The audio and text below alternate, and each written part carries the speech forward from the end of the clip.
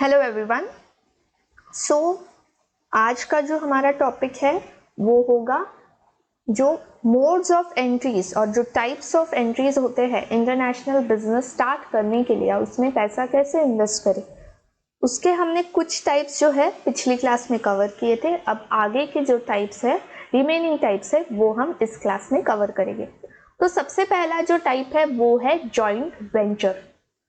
अब joint venture क्या होता है, ये आपके कॉमर्स के जब कॉलेज के क्लासेस होते थे तब आपने अकाउंट्स में पढ़ा होगा जॉइंट वेंचर। ठीक है, हम जॉइंट वेंचर अकाउंट्स ये सब बनाते थे कॉलेज में, सही बात है। तो जॉइंट वेंचर में बेसिकली क्या होगा, दो पार्टनर्स होंगे। एक पार्टनर कहाँ से होगा, इंडिया से, और एक पार्टनर होगा फॉरेन कंट्री से, विदेश से, कोई भी फॉरेन कंट्री। और फॉर एग्जाम्पल एक पार्टनर आप हो इंडिया से, आपका ये इंटरेस्ट है कि आपको फॉरेन में इंटरनेशनली बिजनेस स्टार्ट करना है, बट आप चाहते हो कि आप किसी के साथ मिलकर वो बिजनेस स्टार्ट करो। तो आपको क्या करना होगा, आपको पहले रिसर्च करनी होगी कि फॉरेन में ऐसा कौन सा बिजनेस है जिसमें आपको इन्वेस्ट करना है, जो आपको मिलकर स्टार्ट करना है, और वो जो बिजनेसमैन है क्या वो आपके साथ काम करने में इंटरेस्टेड है, क्या वो आपके साथ जॉइंट वेंचर करने में इंटरेस्टेड है, ये भी आपको रिसर्च करना होगा। ठीक है, तो ये तो हो गई एक बात। बट इससे फायदा क्या होगा, जैसे आपने पिछले क्लास में देखा था एक्सपोर्टिंग, फ्रेंचाइजिंग वगैरह हमने पढ़ा था। तो जॉइंट वेंचर उन सब से अलग क्यों है? सबसे पहली बात, जब भी आप किसी ऐसे पार्टनर को जिसके साथ आपको जॉइंट वेंचर बिजनेस स्टार्ट करना है ढूंढ लोगे, तो आप ऐसा ही बिजनेस ढूंढोगे जो फॉरेन कंट्री में बहुत अच्छा चल रहा है।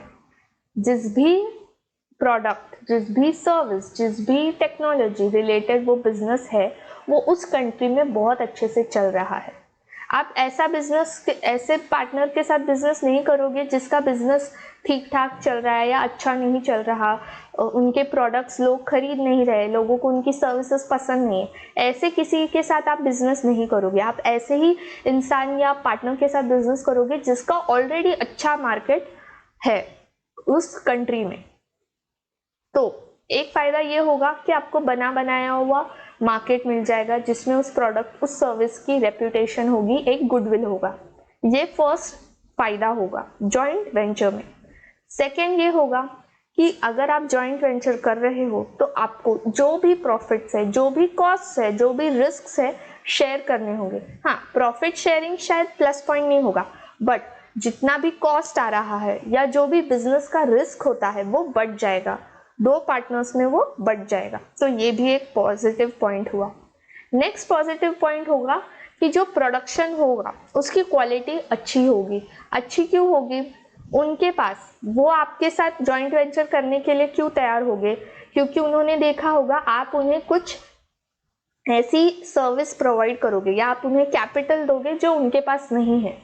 अगर उनके पास मैन पावर की कमी है, आप उन्हें वो प्रोवाइड कर रहे हो। अगर आपकी कोई टेक्नोलॉजी रिलेटेड सर्टिफिकेशन है तो वो आप उन्हें प्रोवाइड करोगे। आपके पास कैपिटल है, आप वो उन्हें प्रोवाइड करोगे। तो आप कुछ प्रोवाइड कर रहे हो ताकि उनका बिजनेस और अच्छा हो सके, राइट? तभी वो भी आपके साथ जॉइंट वेंचर करना चाहेंगे। तो इससे क्या होगा, जो भी प्रोडक्शन है, जिस भी चीज का आप बिजनेस कर रहे हो, प्रोडक्ट हो, सर्विस हो, कुछ किसी भी चीज का, तो उसकी जो क्वालिटी है उसमें बेहतरी होगी। सही बात है? ओके, तो ये सारे हो गए प्लस पॉइंट। अब थोड़े बहुत माइनस, नेगेटिव पॉइंट्स होते ही है, राइट? तो नेगेटिव पॉइंट्स कौन से हो गए कि फॉर एग्जाम्पल अगर आप बस कैपिटल दे रहे हो तो आपके पास क्या उनके टेक्नोलॉजी का एक्सेस होगा? नहीं होगा, क्योंकि आप ओनर नहीं हो। आप क्या हो? जॉइंट वेंचर में एक पार्टनर हो, आप ओनर नहीं हो। तो पूरा जो भी उनका बिजनेस रिलेटेड टेक्नोलॉजी होगा या फिर ऐसा कोई सर्विस होगा जो उन्होंने उनके एंड से स्टार्ट किया है, उस पर आपका कंट्रोल नहीं होगा। आप उन्हें सजेस्ट कर पाओगे बट कंट्रोल नहीं कर पाओगे कि ये होना ही चाहिए, ये नहीं होना चाहिए। तो इस चीज में आपको थोड़ा सा दिक्कत होगा, ये एक नेगेटिव पॉइंट है। दूसरा नेगेटिव पॉइंट क्या होगा जॉइंट वेंचर का, कि आपको ऐसा फर्म, ऐसा बिजनेस, ऐसा पार्टनर ढूंढना होगा फॉरेन में जो आपके साथ बिजनेस करने के लिए राजी हो। तो ये एक पॉइंट है जो डिफिकल्ट होगा। तो lack of control over technology और ऐसे पार्टनर, ऐसे बिजनेस को ढूंढना और उनके साथ जॉइंट वेंचर करना थोड़ा सा डिफिकल्ट हो सकता है। तो ये हो गया जॉइंट वेंचर।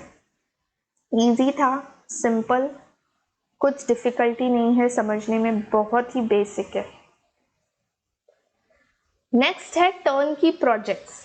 अब टर्न की प्रोजेक्ट्स क्या होगे, जब भी आपको इंटरनेशनली कोई बिजनेस स्टार्ट करना है बट आप वहां नहीं जा सकते, आपको ऐसा लगता है कि नहीं मेरे पास पैसा बहुत है, मैं वहां पर किसी कॉन्ट्रैक्टर को रख लूंगा।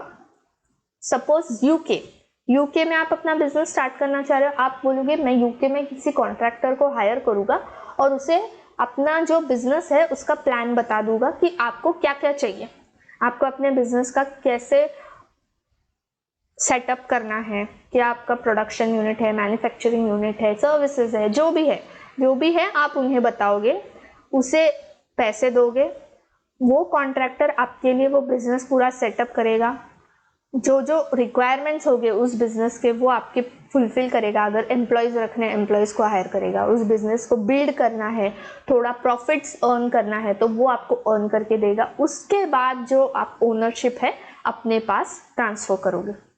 तो बेसिकली टर्न की प्रोजेक्ट्स है कि आपको स्टार्ट करना है बिजनेस बट आप नहीं जा रहे हो, आप किसी को हायर कर रहे हो, किसी को रख रहे हो उस बिजनेस को चलाने के लिए और आप उनको कुछ पैसे दे दोगे उसके बदले। समझ में आ गया? अब इसके प्लस पॉइंट्स और माइनस पॉइंट्स क्या हो सकते हैं? ये फर्स्ट लाइन जो मैंने अभी आपको समझाई है वही है कि पेज कॉन्ट्रैक्टर टू क्रिएट, ये आप पढ़ लीजिएगा। प्लस पॉइंट ये है कि आप तो वहां नहीं जा रहे हो, आपने किसी को कहा है, कॉन्ट्रैक्ट दिया है कि आपको ऐसे ऐसे बिजनेस सेट करके देना है, तो इससे क्या होगा, आपका टाइम और एनर्जी सेव होगा, बराबर। नेक्स्ट है lowers cost due to economies of scale. Obviously आप जा ही नहीं रहे हो, आप सिर्फ हायर कर रहे हो कॉन्ट्रैक्टर को, तो आपकी जो इकोनॉमीज ऑफ स्केल का कॉस्ट होगा, तो जो आपका कॉस्ट होगा वो कम होगा due to economies of scale. But कुछ नेगेटिव पॉइंट्स है जैसे कि क्वालिटी में लैक। इसके अलावा और भी नेगेटिव पॉइंट्स ये हो सकते हैं, आप यहाँ बैठे बैठे उससे इंस्ट्रक्ट तो कर रहे हो बट अगर उसने सही से काम नहीं किया या उसने उस काम में कोई बेईमानी की तो ये आप पता नहीं लगा पाओगे आसानी से, क्योंकि फर्स्ट आपको उस देश के बारे में ज़्यादा कुछ नॉलेज नहीं है, आप उस देश में लोकल पीपल के साथ उठते बैठते नहीं हो, तो आपको पता नहीं क्या चलेगा क्या नहीं, वो जो बोल रहा है उसके अकॉर्डिंग ही आपको सब करना है, ठीक है। अगर आपका कोई गुड्स का प्रोडक्शन है या बिजनेस है या मैन्युफैक्चरिंग सेटअप है तो वो सही क्वालिटी में यूज़ हो रहा है या नहीं, उस गुड्स के लिए अच्छी से अच्छी क्वालिटी का मटेरियल यूज़ हो रहा है या नहीं, या अच्छी से अच्छी सर्विस दी जा रही है या नहीं, ये आप तो जल्द से पता नहीं लगा पाओगे। ऑब्वियसली कुछ टाइम बाद आपको पता चल जाएगा बट तब तक काफ़ी नुकसान हो चुका होगा, ठीक है। तो ये एक नेगेटिव पॉइंट है टर्न की प्रोजेक्ट्स का। तो टर्न की प्रोजेक्ट क्या है ये आप सभी को समझ में आ गया है, जॉइंट वेंचर क्या है आप सभी को समझ में आ गया है।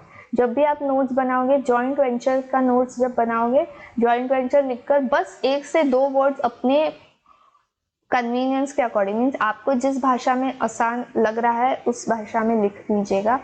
टर्न की प्रोजेक्ट्स को भी ऐसे ही 2 से 3 शब्दों में लिखिए या फिर एक सेंटेंस, 2-3 सेंटेंस लिखना इज नॉट नेसेसरी। और ये जो पॉइंट्स मैंने कहा है, plus points, minus points, negative points, ये सब तो लिखिए ही मत, इसकी कोई जरूरत नहीं है लिखने, ठीक है। अब देखते हैं ग्रीन फील्ड वेंचर क्या होता है। ग्रीन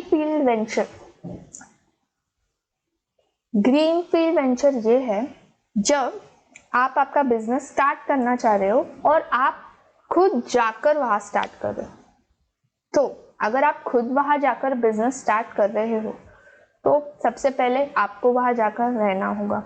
आपको उस एरिया के बारे में, जिस भी देश में आप जा रहे हो, वहाँ के लोगों का प्रेफरेंस क्या है, जो हमने demographic factors, socio cultural factors, economic factors पढ़ा था, उसके अकॉर्डिंग आपको पूरा रिसर्च करना होगा। फिर आपको कोई पार्टनर नहीं है, आपका कोई कॉन्ट्रैक्टर नहीं है, कुछ नहीं है। आपको अपने आप ही जीरो लेवल से, देखो यहाँ पे दिया गया है ग्राउंड जीरो, मीन्स एकदम फ्रेश स्टार्ट करना होगा आपका बिजनेस। जीरो से आपको आपका बिजनेस स्टार्ट करना होगा। इसमें कोई पार्टनर नहीं होगा, कुछ नहीं होगा, बस आप ही ओनर होगे, होल एंड सोल ओनर होगे। ठीक है, तो ऐसे टाइम पे क्या क्या दिक्कत? Cost, high risk. ऑब्वियसली आप अगर खुद जा रहे हो वहां पर पूरा बिजनेस सेटअप करने बिना किसी पार्टनर्स के, तो कॉस्ट ज़्यादा होगा ही, रिस्क ज़्यादा होगा ही। उसके बाद आपको लोकल मार्केट नॉलेज के बारे में पता करना होगा। स्लो एंट्री इसीलिए क्योंकि आपको बेसिक से सब स्टार्ट करना है। पार्टनर नहीं है तो आपको कोई गाइड करने वाला भी नहीं होगा, इसीलिए आपको आपका बिजनेस स्टार्ट करते करते ग्रीन फील्ड वेंचर में थोड़ा समय लग जाएगा। हाई लेवल ऑफ कंट्रोल, अभी आपका कोई पार्टनर नहीं है, ना आपने किसी कॉन्ट्रैक्टर को रखा है, और आप खुद वहां हो, उस देश में आप खुद हो, तो ऑब्वियसली कंट्रोल पावर सबसे ज्यादा किसके हाथों में होगी? आप ही के हाथों में होगी। आप तय कर सकोगे कि आपको ऑपरेशंस बिजनेस के कैसे करने हैं, कैसे सेटअप करना है, कितने एम्प्लॉयज को रखना है, कितने एम्प्लॉयज को नहीं रखना है, कितना कैपिटल कहाँ इन्वेस्ट होना चाहिए, क्वालिटी क्या होना चाहिए प्रोडक्ट का, ये सब आप ही के हाथों में होगा। पूरा जो कंट्रोल है बिजनेस का ग्रीन फील्ड वेंचर में किसके हाथ में होगा? आपके हाथ में होगा। इसलिए यहाँ पर ये तीनों पॉइंट्स में दिया गया है, high level of control over operations, quality control, brand image and staffing. समझ में आ गया? बहुत आसान है। स्टूडेंट्स को ऐसा लगता है कि ये मोड्स या टाइप्स बहुत ही ज़्यादा डिफिकल्ट है। ये वर्ड्स, स्पेशली नेम देखकर ही स्टूडेंट्स डर जाते हैं कि पता नहीं इसके अंदर क्या पढ़ना होगा, बट कुछ भी नहीं है, बहुत आसान है, बहुत आसान है। और आपके लिए आसान और भी ज़्यादा है क्योंकि आपको कॉलेज की तरह लिखना नहीं है। आपको ऐसा नहीं पूछा जाएगा कि एक्सप्लेन टर्न की प्रोजेक्ट, एक्सप्लेन ग्रीन फील्ड।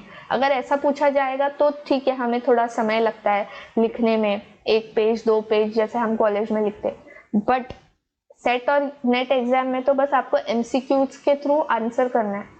तो इसीलिए ये टॉपिक्स बहुत इजी है, इसे स्किप मत करना। बस शब्द आपको लगेंगे टर्न की, ग्रीन फील्ड, ब्राउन फील्ड, ये सब क्या है, ऐसे बड़े बड़े शब्द देखकर आप शायद डर जाओ, बट डरना नहीं है, बहुत आसान कॉन्सेप्ट है, आप समझ जाओगे तुरंत ही। ठीक है, अब जैसे मैंने ब्राउन फील्ड कहा, ब्राउन फील्ड क्या होगा? ब्राउन फील्ड वो होगा जिसमें पार्टनरशिप होती है कंपनीज की।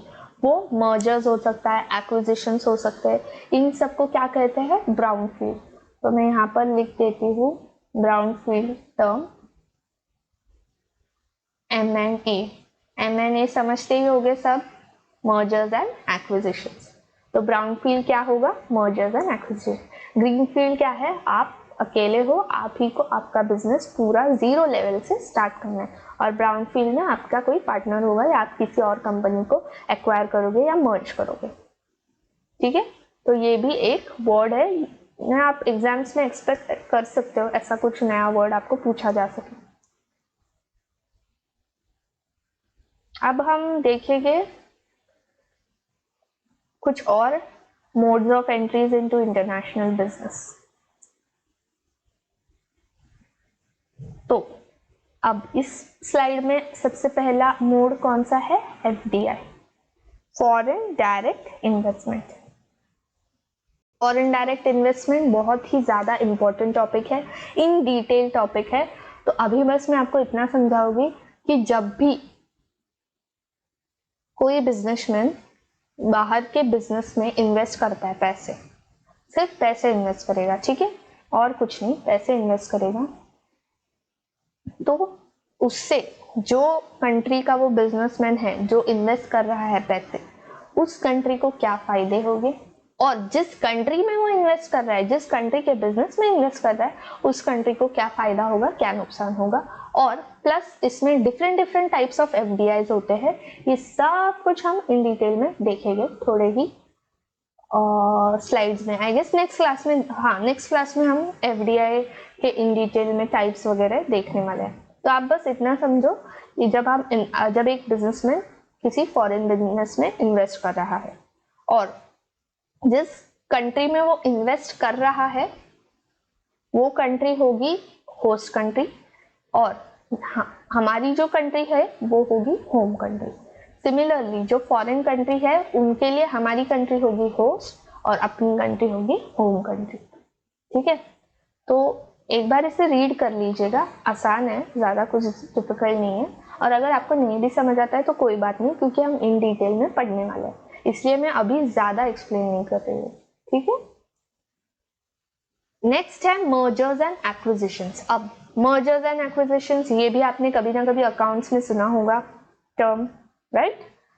तो अब हम इसे थोड़ा सा फनी एग्जाम्पल्स के थ्रू याद रखने की कोशिश करेंगे, क्योंकि अक्सर एग्जाम्स में क्या होता है, mergers, acquisitions, joint venture, green field, brown field, strategic, इन सब में स्टूडेंट्स कंफ्यूज हो जाते हैं, क्योंकि सब उन्हें कुछ हद तक सेम ही लगते हैं। तो हम एग्जाम्पल्स के थ्रू याद रखने की कोशिश करेंगे ताकि हमें कंफ्यूजन ना हो और हम जल्द से जल्द रिकॉल कर पाए एग्जाम में। ठीक है, तो सबसे पहले हम देखते हैं मर्जर क्या होता है। अब मर्जर क्या होगा, जैसे मैं आप सभी को पता है मैं इंग्लिश और हिंदी और मराठी तीनों लैंग्वेजेस में क्लासेस ले रही हूँ कॉमर्स के। तो मैंने जब पिछले कुछ क्लासेस में ये टॉपिक लिया था तो एक स्टूडेंट ने बहुत अच्छा मुझे एग्जाम्पल दिया मर्जर्स का, कि मर्जर्स क्या होगा, जब एक कपल है उनको बेबी होगा तो वो क्या होगा, मर्जर।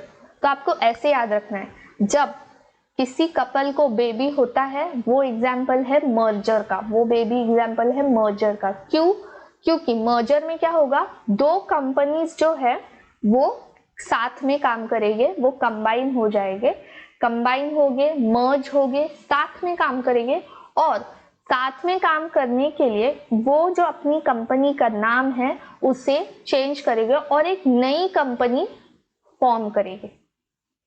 फॉर एग्जाम्पल, मर्जर का एग्जाम्पल वोडाफोन और आइडिया। सही बात है, वोडाफोन और आइडिया का मर्जर हुआ है और नई कंपनी कौन सी बनी थी, वी। ठीक है, सभी को पता होगा, एड्स वगैरह में भी आपने देखा होगा वोडाफोन आइडिया का मर्जर हुआ और न्यू कंपनी जो फॉर्म हुई है वो कौन सी है, वी। तो आपको ऐसे ही याद रखना है। अगर आपको ये वोडाफोन आइडिया का एग्जाम्पल याद रहता है तो बहुत अच्छा, या आपको एक कपल है जिनको बेबी होता है तो वो बेबी इज अनदर आइडेंटिटी, वो इट इज अनदर एंटिटी। ठीक है, तो ऐसे याद रखना है आपको, या तो आप वोडाफोन आइडिया याद रखो, वी याद रखो, या तो आप एक बेबी कपल याद रखो। और आजकल तो ये ट्रेंड चल रहा है, राइट, कि जो हस्बैंड का नाम होगा और वाइफ का नाम होगा उनको मिलाकर बेबी का नाम रखा जाता है। ये हम टीवी सीरियल्स हो गए या सेलिब्रिटीज हो गए, इनका भी हम सुनते हैं। जो भी कपल्स होंगे उनके जो नेम्स होंगे, जो हस्बैंड का नाम होगा, वाइफ का नाम होगा, उनको मिलाकर बेबी का नाम रखा जाता है, राइट। तो उस तरह से आप मर्जर याद रखिएगा। ठीक है, अब एक्विजिशन कैसे याद रखोगे। एक्विजिशन में क्या होगा, एक कंपनी है, सपोज ए कंपनी है वो, और वो बड़ी कंपनी है, ए कंपनी बड़ी लेवल की कंपनी है और एक बी कंपनी है जो छोटे लेवल की कंपनी है। तो जब ए कंपनी बी कंपनी को खरीदती है, ठीक है, उसे क्या कहा जाता है, एक्वायर करना, एक्विजिशन। जब ए कंपनी छोटी वाली बी कंपनी को खरीदेगी उसे ही एक्विजिशन कहा जाता है, एक्वायरिंग कहा जाता है, परचेस कहा जाता है। और जो बी कंपनी है उसका नाम चेंज होकर क्या हो जाएगा, ए कंपनी हो जाएगा। वो जो बी कंपनी है उसका नेम चेंज होके ए कंपनी का नेम दिया जाएगा। बट जो काम वो बी कंपनी कर रही थी वो कंपनी करती रहेगी। फॉर एग्जाम्पल, बायजूस है बड़ी कंपनी जिन्होंने एक्वायर किया किसे, ग्रेडअप। तो जब बायजूस ने ग्रेडअप को एक्वायर किया तो ग्रेडअप का नाम चेंज होकर क्या हो गया, बायजूस। तो ये एग्जाम्पल किस चीज का है, एक्विजिशन का है। और एक एग्जाम्पल मैं आपको देती हूँ, पुराने जमाने में या फिर शायद कुछ कुछ गांवों में अभी भी ये चीजें होती है। जब लड़की की शादी होती है तो उसका सरनेम तो चेंज होता है, ये हम सब जानते हैं, ये अभी भी होता है, शहरों में भी ये चीज कॉमन है। ये तो एक ट्रेडिशन जैसा है कि जब भी शादी होगी लड़की का सरनेम चेंज होगा। बट कुछ कुछ गांवों में या कुछ कुछ जगहों पर अभी भी ये ट्रेडिशन फॉलो होता है कि लड़की का जो नाम है वो भी चेंज किया जाता है। सपोज उसका नाम शादी के पहले प्रिया था, उसके बाद शायद उसका नाम पूजा रख दिया, ठीक है, तो क्या किया उन्होंने, उसका नाम चेंज कर दिया। बट वो लड़की तो वो ही लड़की है, समझ रहे हो, प्रिया तो प्रिया ही है, बट उसका नाम प्रिया से क्या कर दिया, पूजा कर दिया। बट लड़की तो वही है, वो उसका जो नेचर था, उसका जो पर्सनैलिटी थी, वो जैसी दिखती है वो वैसी ही दिख रही है, राइट। सिर्फ उसका प्रिया से क्या हो गया है, नाम पूजा हो गया है। तो एक्विजिशन भी ऐसा ही है, वो जो कंपनी है, वो जो कंपनी काम कर रही है वो कंपनी वही काम करेगी, वो कंपनी अपना काम कुछ नहीं बदलेगी, सिर्फ थोड़े बहुत जो लीगल टर्म्स है वो चेंज होंगे, बट ऑन द सरफेस वो जो काम पहले कर रही थी वो ही काम करेगी।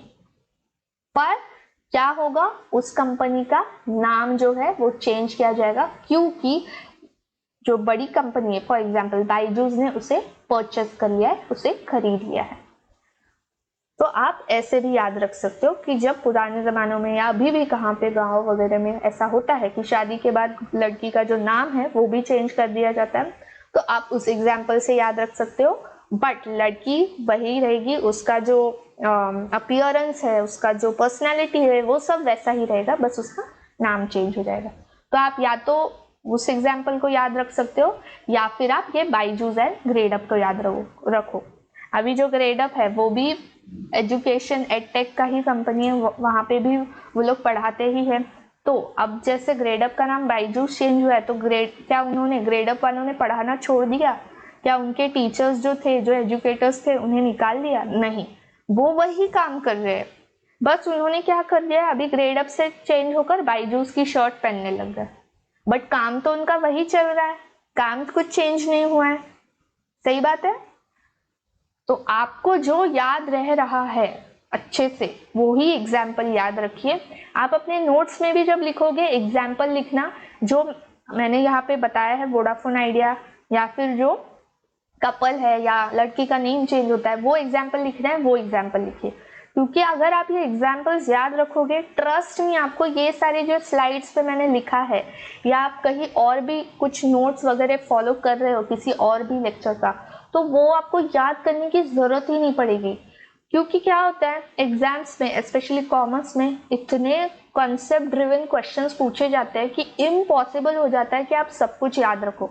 तो इसीलिए ये टेक्निक मैंने अप्लाई की है कि हर टॉपिक के रिलेटेड एग्जाम्पल ही याद रखना है। जैसे मैंने आपको मैकडी कहा था फ्रेंचाइजिंग में, जब भी आप मैकडी सुनोगे और जब भी फ्रेंचाइजिंग का क्वेश्चन आएगा आपको इजीली आंसर करनी होगा, चाहे वो स्टेटमेंट रीजन हो, चाहे वो मैच द फॉलोइंग हो, चाहे वो ब्लैंक क्वेश्चन हो, आप इजीली याद रख पाओगे बिकॉज ऑफ दिस एग्जाम्पल्स। तो एग्जाम्पल्स के थ्रू याद करना चीज़ों को, ये आदत बनाइए अपनी, क्योंकि ये आपको लॉन्ग टर्म में बहुत ज़्यादा काम आने वाले हैं, ठीक है। अब ऐसे ही स्ट्रैटेजिक अलायंस का भी हम एग्जाम्पल के थ्रू समझने की कोशिश करते हैं। अब स्ट्रैटेजिक अलायंस क्या होता है, जब दो कंपनीज एक साथ काम करेंगे, बट काम कैसे करेंगे, कोलैबोरेशन के थ्रू करेंगे, ताकि दोनों कंपनीज को थोड़ा थोड़ा मुनाफा हो। बट इसमें वो अपनी कंपनी का नाम नहीं चेंज करेंगे, ना ही वो अपनी कंपनी का जो प्रोसेसिंग है वो चेंज करेगा, ऐसा कुछ भी नहीं होगा। बस दोनों एक साथ काम कर रहे हैं ताकि दोनों को मुनाफा हो सके। कैसे? फॉर एग्जाम्पल स्पॉटिफाई और उबर। स्पॉटिफाई और उबर। अब उबर क्या है? एक कैब सर्विस है। स्पॉटिफाई क्या है? म्यूजिक स्ट्रीमिंग ऐप है जहाँ पे आप गाने सुन सकते हो। ठीक है, तो इन्होंने क्या किया, उबर वालों ने और स्पॉटिफाई वालों ने कहा कि हम एक स्ट्रैटेजिक अलायंस करते हैं जिसमें दोनों कंपनीज का मुनाफा हो। तो उबर में जब भी कोई कस्टमर सफर करेगा उसे जो स्पॉटिफाई गानों का ऐप है उसका फ्री में एक्सेस दिया जाएगा। मुझे नहीं पता ये अब भी अवेलेबल है या नहीं, बट मैंने बहुत पहले ये सुना था तो मैं इसीलिए आपको बता रही हूँ। बट अभी आई एम नॉट श्योर कि इनका अलायंस है या ब्रेक ऑफ हो गया। ठीक है, तो जो भी कस्टमर उबर में जाएगा उसे स्पॉटिफाई का एक्सेस दिया जाएगा। प्रीमियम गाने भी सुन सकते हैं। प्रीमियम मीन्स थोड़े एकदम लेटेस्ट सॉन्ग्स या कुछ एकदम अलग जॉनर्स के सॉन्ग जिसमें आपको पे करना होगा, बट बिकॉज आप उबर में ट्रैवल कर रहे हो तो आपको नहीं करना होगा पे। ऐसा उन्होंने एक अलायंस बनाया था। तो इससे क्या फायदा हुआ, जो लोग दूसरे कैब्स में जाते थे वो सोच रहे थे कि उबर में भी उतने ही पैसे लग रहे, ओला में भी उतने ही पैसे लग रहे, या फिर कोई और XYZ कैब कंपनी उसमें भी उतने ही पैसे लग रहे, तो क्यों ना मैं उबर में जाऊँ। मुझे रास्ते में वैसे भी मेरा लंबा सफ़र है, मेरा ऑफिस दूर है या मुझे कहीं और जाना है, एयरपोर्ट जाना है, तो बहुत लंबा सफ़र है, मैं अच्छे से अपने पसंद के गाने सुनता हुआ जाऊँगा या जाऊँगी। ये उनका सोच होता है। तो इससे क्या होगा, स्पॉटिफाई की वजह से उबर के कस्टमर्स बढ़ जाएंगे। अब जो कस्टमर्स पहले से ही उबर में जाते हैं, उबर का कैब सर्विस लेते हैं, वो स्पॉटिफाई यूज़ करेंगे। फिर उन्हें ऐसा लगेगा कि नहीं यार इसमें सच में गाने अच्छे हैं, या इसमें एड्स कम है, या इसमें हम ऐसा प्लेलिस्ट बना सकते हैं, सब्सक्रिप्शन लेने पे इतना सारा हमें बेनिफिट्स मिलेगा। तो वो अपने फ्रेंड्स वगैरह उनको बताएंगे, तो उनके फ्रेंड्स भी ये ऐप डाउनलोड करेंगे, उनके घर वाले ये ऐप डाउनलोड करेंगे। तो इससे क्या होगा, डाउनलोडिंग बढ़ जाएगी ऐप की। सेकेंड, ऐसा भी हो सकता है कि लोग सोचेंगे कि ठीक है यार, हम हमारे एंटरटेनमेंट के लिए थोड़ा सा पैसा दे देते हैं स्पॉटिफाई के लिए, और हम एक सब्सक्रिप्शन प्लान या प्रीमियम प्लान जो भी होगा वो हम खरीद लेंगे। तो उबर की वजह से स्पॉटिफाई वालों को भी फायदा हो गया।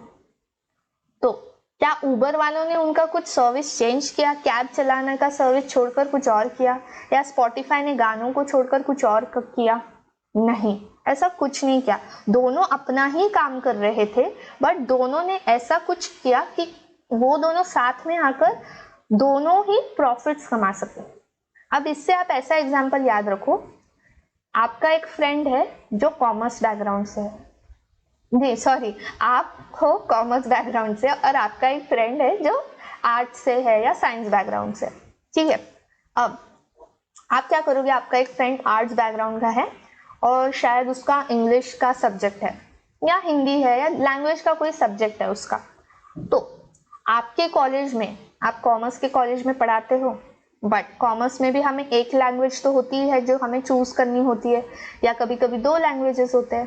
ठीक है, तो आप क्या करोगे, आपके कॉलेज में बताओगे कि मेरा एक फ्रेंड है, वो बहुत अच्छा पढ़ाता है, उसने भी क्वालिफाई कर लिया है सेट में, तो आप उसको रेफर करोगे अपने कॉलेज में। ठीक है, तो आपका फ्रेंड आएगा आपके कॉलेज में, इंटरव्यू देकर जाएगा, और अगर उसका सिलेक्शन हो गया तो बहुत अच्छी बात है।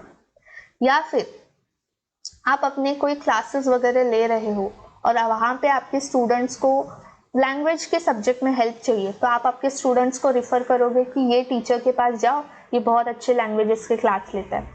और आपका जो फ्रेंड है, अगर उनके स्टूडेंट्स को अकाउंट्स के क्लासेस चाहिए होंगे या किसी और सब्जेक्ट के चाहिए होंगे जो कॉमर्स रिलेटेड है, तो वो कहेगा आप इस टीचर के पास जाओ, इस प्रोफेसर के पास जाओ, ये बहुत अच्छा सिखाता है। तो इससे क्या हो रहा है, इससे आपके फ्रेंड ने उसका बैकग्राउंड चेंज किया या उसने अपने सब्जेक्ट में कुछ चेंज किया है? नहीं, आपने अपने सब्जेक्ट में चेंज किया है, आपने अपना कुछ चेंज किया है? नहीं, बट आप क्या कर रहे हो, एक दूसरे की मदद कर रहे हो ताकि एक दूसरे को आप ग्रो करने में हेल्प कर सको।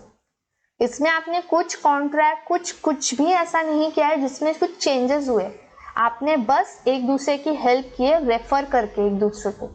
तो स्ट्रैटेजिक अलायंस फ्रेंड्स की तरह होता है, जब हम अपने अपने फ्रेंड्स को हेल्प करते हैं, बट हम अपना भी जो काम है करते हैं।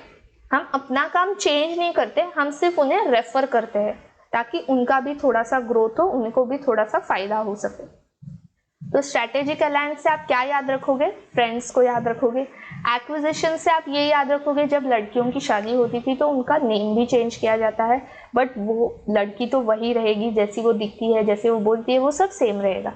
मर्जर से आप ये याद रखोगे, जब एक कपल को बेबी होता है, और आजकल स्पेशली जो ट्रेंड है कि जो हस्बैंड और वाइफ का नेम होगा उससे मिलाकर बेबी का नेम होगा, राइट? तो मर्जर से आप ये याद रख सकते हैं।